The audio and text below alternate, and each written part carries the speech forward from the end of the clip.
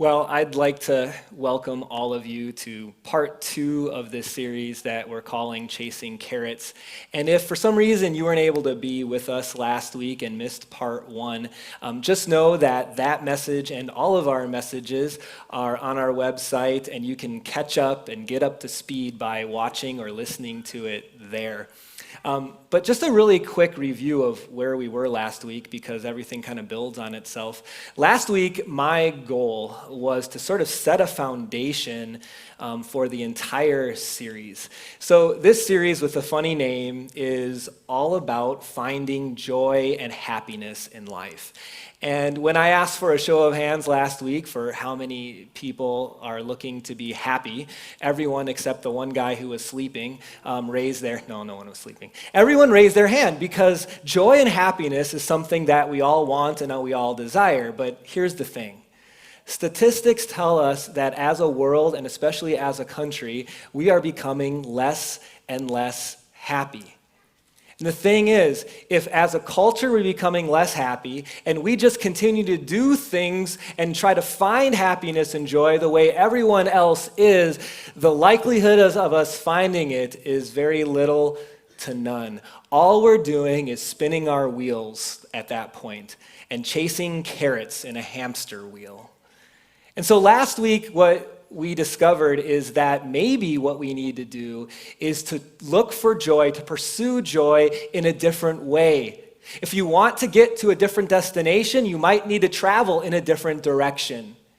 And at the heart of our message last week was the reality that circumstances will never make you happy, because circumstances always change. And we looked at a group of Christians in the first century that were going through some really, really hard times. And the truth of the matter is, they were experiencing grief. They were experiencing sadness. But at the very same time that they were experiencing sadness and grief and difficulty, Paul writes that they were also present tense experiencing joy, that they were rejoicing. And here's how that's done. We talked about this, that lasting joy is found by looking up, but so many of us are trying to find lasting joy by looking around. But the only place we can find joy that lasts, joy that, overrides the circumstances of life, is by looking up. Because when we look up, we see a truth and a reality of who we are. Talked about adoption last week, that we are adopted into God's family. And that changes everything. It doesn't take away the grief. It doesn't take away the difficult times. But it gives us a foundational layer of joy, because we know where our hope and our happy and our confidence comes from. So, this week as we get started, I wanted to start by acknowledging something that can most definitely affect your happiness and your joy. It's this. Your past. Now, unless you were born a minute ago, you have one of these. We all have a past, and whether you recognize it or not, our first fill-in for today, your past has the power to influence your present. It's true. That the reality is we are all pulling along with us, even though none of us can see it, your past. And if people knew your past, it might better help them to understand who you are in the present, right? I was trying to figure out a way for this to be memorable and to illustrate it. And so I brought a wagon along. So some of you, the old people among us have a bigger wagon than others because we have a longer past. But even though you can't see it, every one of you drag the wagon behind you this morning. Every one of us, no matter how old you are, whether you like it or not, have a past that comes with you everywhere you go. And a lot of the things in your wagon, you can trace back to growing up. So in good ways, in bad ways, in deep ways, and in fun ways. So for instance, your past probably has affected what teams you root for, because dad rooted for a team or mom did, or dad rooted for someone and you decided not to root for that team, but your past probably affected who you root for. It maybe affected what you like to do, your hobbies, whether they be sports or music or whatever it might be, or your past probably had an effect on how you cook. This is a cookbook. Does anyone know what a cookbook is? They don't really exist anymore, but I found one. So yeah, how your mom cooked things or your dad grilled things or whatever it might be affects your present. You bring your past along with you. How about time management? I think the way you saw your parents or your family use time can affect the way you use time. And sometimes we end up making a change, right? But it still affects things. Take vacations as an example. Some of you, when you went on vacation growing up, you used every moment to see something and to go somewhere. And then some of you married people that did the exact opposite. They just sat by a beach. And now you do that. That's my story. Okay, never mind. Not everyone caught it. Okay. So, maybe you're handy because your dad was. There's a lot of things in our past. The very first marriage you saw an up-close look at was your parents' marriage. And whether you knew it or not, you brought that wagon of the past into your marriage, for better or for worse. Or how to parent, that's something. How about the place of Christ in your life? For some of you, maybe you never went to church and it was hard to get into that habit. Or maybe for some of you, you went to church, but that was about it. Jesus or God was never spoken about at home, and you found yourself maybe falling into that same pattern because you bring your past with you. I didn't have any real objects for these things, but I think how we process emotions tends to be affected by our past. So how you saw maybe your dad handle anger can have an effect on, or mom, how you handle anger, or what they did with worry, or how they handled sadness. I mean, these things, they all affect us, and it goes beyond just our homes. Maybe something that happened in college or in high school is still affecting you emotionally or maybe even physically still today. Maybe a previous relationship, previous marriage, you drag that, you bring that previous hurt along with you. And there's an entire series, I think, that we could have called Moving Past Your Past. And I think one of the things that is not this sermon is how do you work through times when you've been deeply hurt in the past and to find happy in the present. That's another sermon. But today, what I want to point out that oftentimes we have in our wagon is this: guilt. Guilt about something that we did or didn't do, or that we said, or the way we acted in the past. And the best way that I could illustrate guilt over things from the past is that it's like this weight. For me, 30 pounds is a pretty heavy weight. For you, maybe it's 55, I don't know. But there's these weights in our past that are connected to something we did, a way we acted, a way we reacted. And we've never quite worked through it. We've never quite addressed it.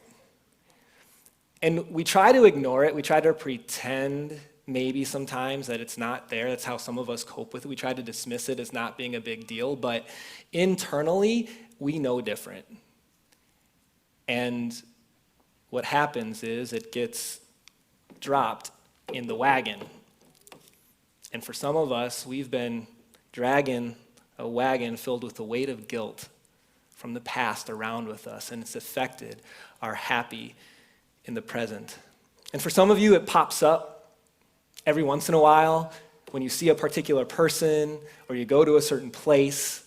For others of you, it's with you all the time, and you're worn out mentally and emotionally. And you wish you could just jump in the DeLorean, go 88 miles per hour, and go back and to change something. But that's impossible. And here's the thing. It's very hard to find happy when you're dealing with guilt from the past. It's very hard to find happy when you're dealing with a big weight of guilt and dragging it with you everywhere you go. And so that's what we want to unpack today. And I realize this hits everybody in a little bit of a different way, but I know there is a group of people at North Cross, because they've shared it with me, that have been deeply affected by guilt over something from the past. And I hope and pray that this message today is something that gives you the right footing and allows you to step forward towards happy and joy that God intended for you. So today we're going to go back 3,000 years. We're going to go back to the time of David, and also someone else with him as well. Their names are David and Bathsheba. Now, David, first, he was the most powerful king of Israel, the greatest king. He was rich. He was a follower of God. Bathsheba, we don't know as much about her. We know three things about her. We know that she was an Israelite citizen. We know that she was married to a man named Uriah. And I don't know how to say this, in a church kind of way, so I'll just use the words of Alicia Keys in her song. This girl was on fire. We know that she was a very, very beautiful woman. And so one day, I was going to sing it, but I practiced and it didn't work well, so I just said it. Anyway, so what we know is that one day, David, the king, was up on his roof, the roof of the palace, and he saw Bathsheba, and being the king, he could do whatever he wanted, and he could have anyone he wanted. And so he told his servants to go get Bathsheba, bring her to the palace, and they slept together.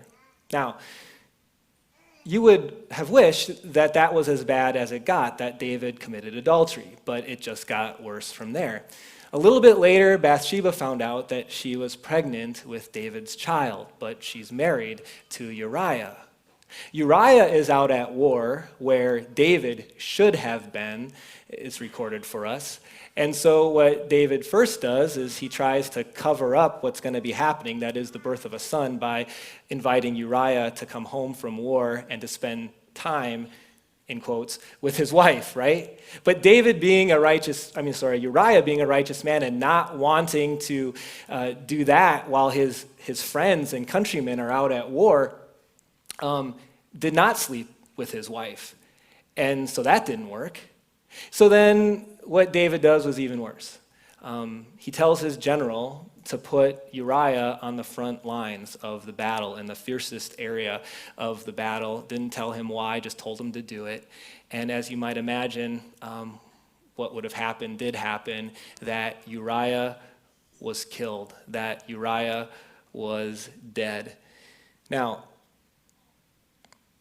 at this point, great King David is guilty of both adultery and murder, and at the same time, he's messed up his marriage, Bathsheba's marriage, and killed someone.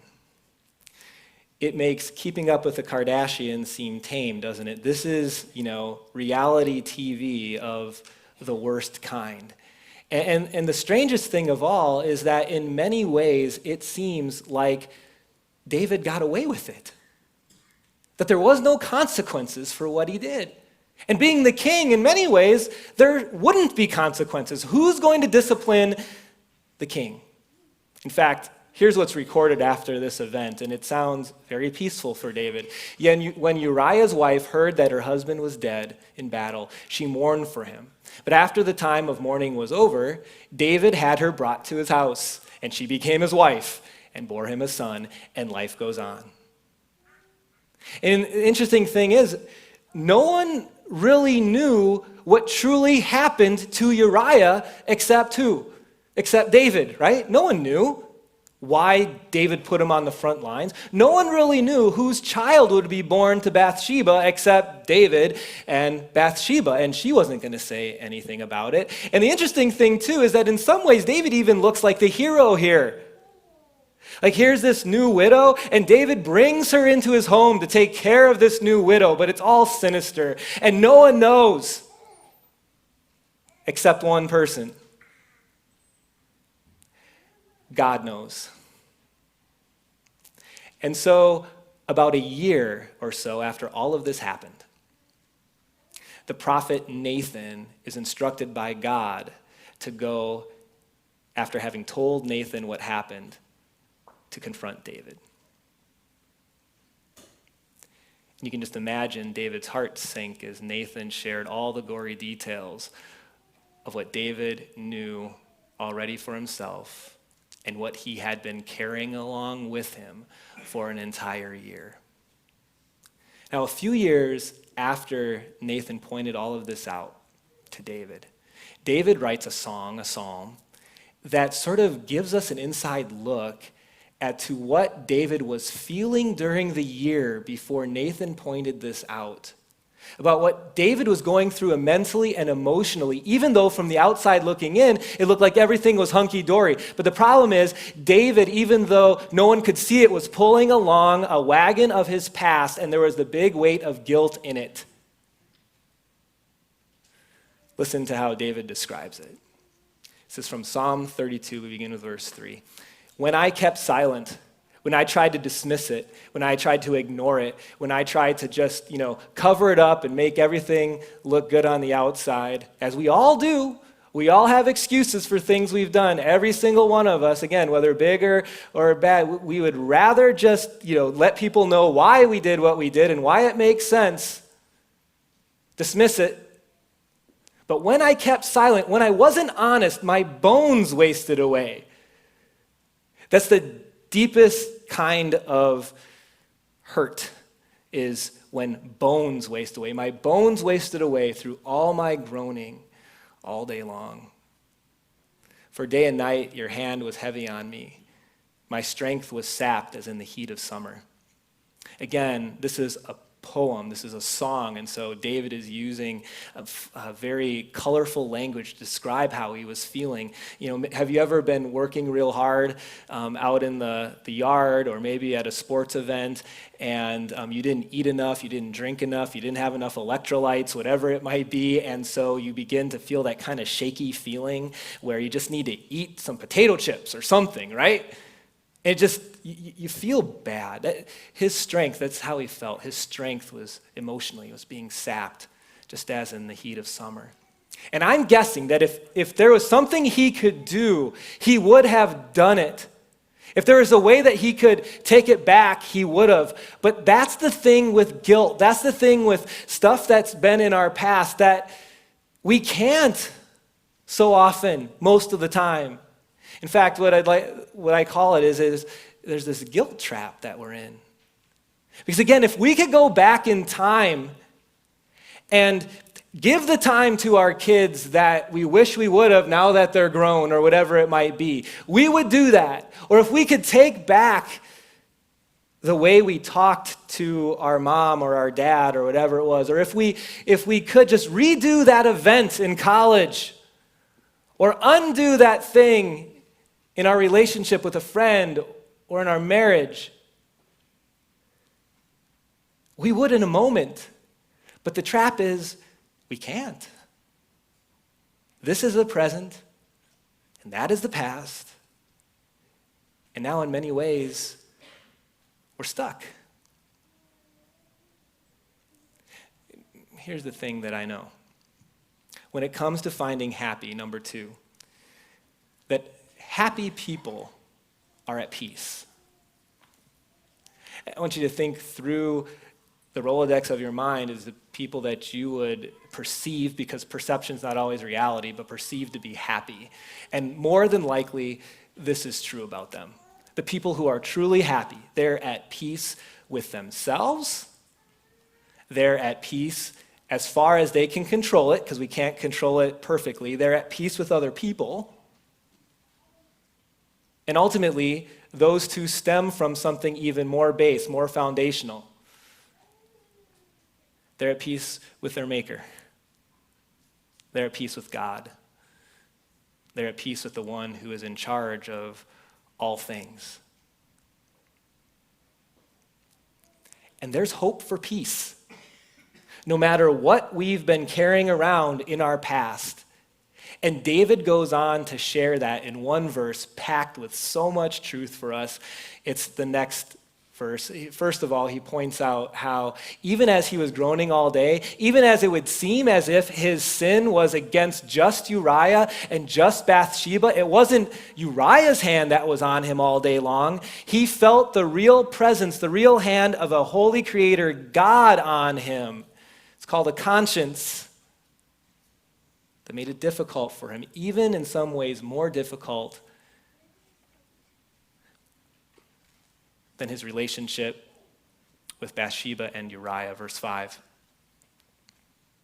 He says, but then, after Nathan came, then, after these things were exposed by a man of God, then, after he recognized the Lord, of course, knew it all, then I acknowledged my sin to you and did not cover up my iniquity. That's the first step, my friends.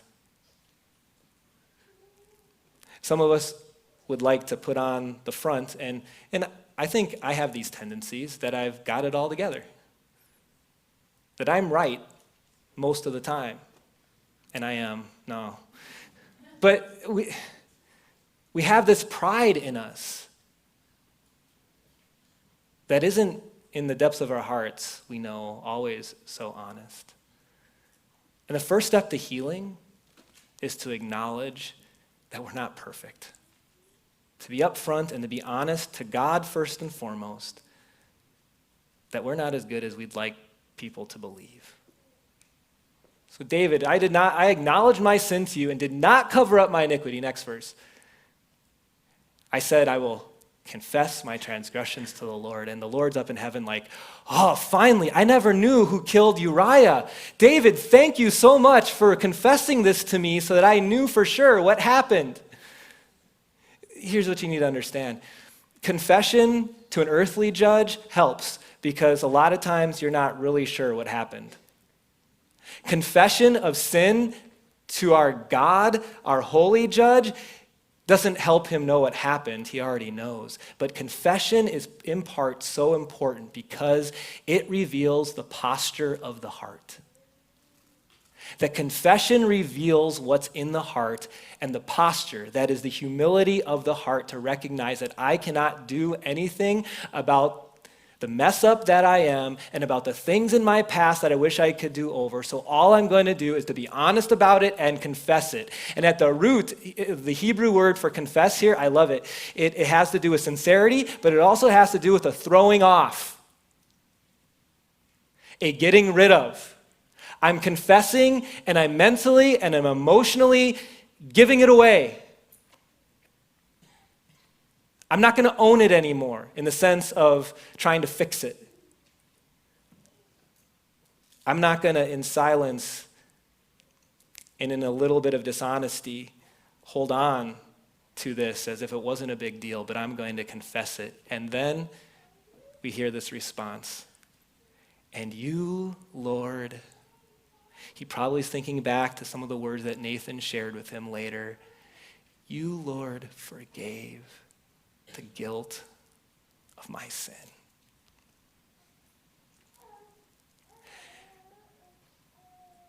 It's not complicated. It's so simple. It's the joy of being a Christ follower.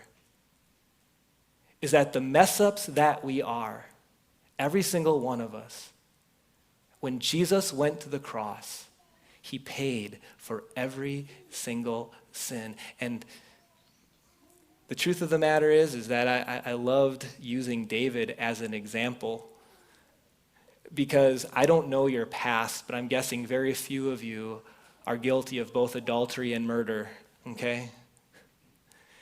And if David could confidently say, you forgave my sins, let me tell you, there is hope for every single one of us, for big sins, for small sins, for one-time sins, for sins we do as much as we try over and over again, for sins that are out in the open and very public, and for sins that no one knows about except for me and God.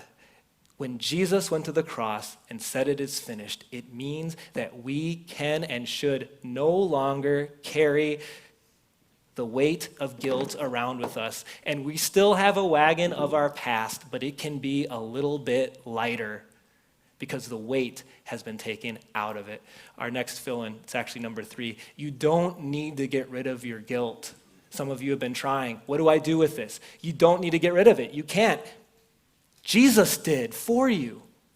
Jesus got rid of it for you. And it's a slight mental shift, but it is such an important shift in thinking because so many of us are trying to unlock the chains that are around our hands and our feet or whatever it might be, emotionally, spiritually, whatever. But it's the submission, it's the surrender of recognizing I can't, but Jesus did. And over time, I've had a chance to speak with some of you, and you've been open and honest with me about some seasons of your life that you wish you could undo and redo. And I can just tell that it's something you're still in part carrying around with you. And this is going to be a little bit harsh, I think, but yet it's helpful because it's going to get you to where you need to be. When we know what Christ did, but decide in our hearts, intentionally or unintentionally, to still carry around guilt, I hate to say it, but I am. We are minimizing Christ's sacrifice on the cross.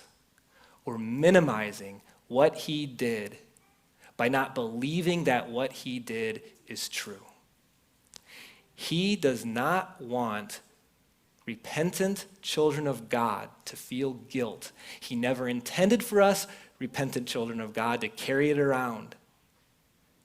He tells us to leave it at the foot of the cross and to know that it's forgiven. You don't need to get rid of your guilt because probably you can't get rid of your guilt. But to know and to believe that Jesus did for you. Because happy people are people who have peace. Now, as we kind of wrap up today, I want to talk about application a little bit. And I've got 3 things that I think is somewhat of a checklist for you mentally and emotionally to grasp and to navigate these moments of guilt that will want to take away your happy. The first thing we already talked about is this, that we need to daily and regularly confess our sin to God. To check our hearts and to know in what areas and in what parts of our life where we've been trying to sort of hold on to certain things in the sense of that, oh, it's not that bad, or, oh, I can get through it on my own type of thing, but instead to just openly and honestly admit that I need you, Lord. I'm not perfect, and to confess, to throw off, that Hebrew word, throw off those sins to God. The next thing is something that we haven't talked about yet, but is really important. Because a lot of times, although the person we've most offended is always going to be God, there are other people sometimes that we've offended or hurt. And sometimes that can put a wedge in a relationship. And the thing is, you can't control how they feel. You can't control how other people are going to react to you. I totally understand that. But there are things that we can do and that we can control. James wrote this in the New Testament. He wrote, "Therefore, confess your sins to each other and pray for each other so that you may be healed." You can't control how someone you've offended in your past will receive your confession. But what we can do is we can let that person know that we're sorry, whether it be in written form or a conversation or whatever it might be, and then we can pray for them. Some of you have told me over the years that you have a dad or a mom that never once ever said, "I'm sorry." That just wasn't part of their vocabulary. And I get it, some of that is generational. But I just want you to understand how that made you feel as you look back on it especially. And the difference it can make when with your kids, with your spouse, with the people around you, you don't put on a front that I've got it all together, that I'm always right all the time, but instead I screw up too, and I'm sorry. There's usually one in a marriage relationship that says sorry more easily than the other, even though they're both equally at fault. I know in my relationship, once again, this is Rip on Ben Day, my wife is way quicker in saying sorry a lot of times, and something I need to work on. And then the last thing. So some of the things we're struggling with from the past are pretty big deals.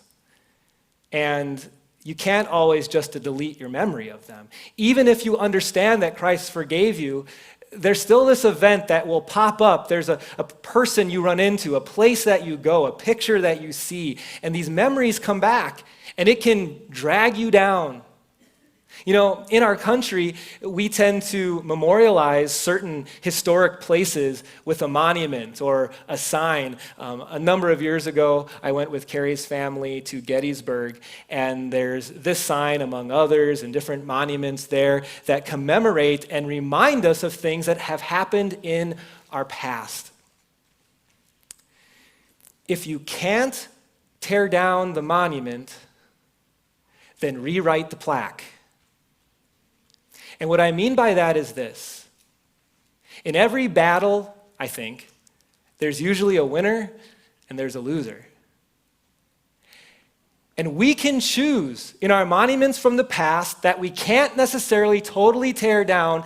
Are we going to celebrate the victory or are we going to celebrate the defeat? And maybe in the past, when we've thought about that situation or that circumstance, we've always had the plaque written in our hearts of how much guilt we feel and how bad we screwed up. But on that same monument, there can be a plaque to how deep our screw up was, to know just that God's grace was even greater. That your monument that you can't totally tear down, if you rewrite the plaque, it reads all about Christ's grace and Jesus' love and his victory for you, that when you remember the past, you remember how much you've been loved and how much you've been forgiven. And God, give me the strength to make a change here moving forward. Because happy people are at peace. And God has given you, through his son Jesus, every right to be at peace. Let's pray. Dear Heavenly Father, I don't know what all gets stirred up in people's hearts and minds in a message like this. I pray that we all heard it and we all took it to heart, because there is something in all of us that has difficulty just admitting our sin and confessing. And yet, Lord, that is the pathway to peace. That is the pathway to happy. And Lord, so I just pray for this group of people, including me, to have an extra dose of humility, to acknowledge that we are sinful, that we've disobeyed you, but to rewrite the plaque of that monument, to read in our hearts all about God's grace.